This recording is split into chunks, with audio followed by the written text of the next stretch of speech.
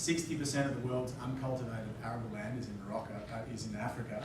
And if you have a look at the heat map that we've got here, the red is low fertiliser application rates. There's virtually no fertiliser used in Africa.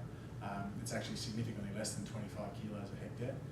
All of the global fertiliser companies in the world view Africa as the next big growth story, and OCP is the one that's really capitalising on it, which is why the imports of MOP to Morocco are growing so quickly, because they're having real success in pushing out that NPK. We see ourselves as being a key supply partner to OCP for that story as it grows.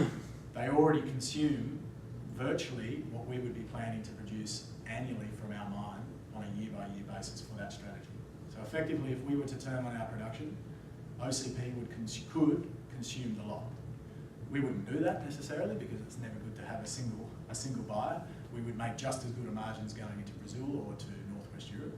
But it's interesting that the demand in that market is very much growing, and they're projecting to consume upwards of 2 million tonnes a year by 2025. In terms of news flow, as I said, development stage, we've already ticked off the first news item. Here's what we're going to deliver in terms of the scoping study between now and the end of the year.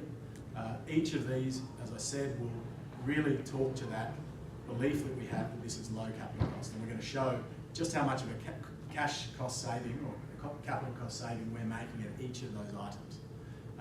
That's going to help everybody start to say, okay, it's no longer my belief as the CEO of this company, it's now tangible items that you can all diligence, done by an independent third party who's well respected and has a lot of experience in the industry. All of that will lead up to the scoping study. There'll be other bits and pieces of news flow flowing out of this as well, but these are the really key value drivers as I see them in the lead up to that scoping study, where we will put out all of the technical detail so people can really get into the nuts and bolts of our assumptions, and probably more importantly is what do the economics look like, what's the size of the prize. And we have a belief that with its low capex and the potential to have 50% EBITDA margins,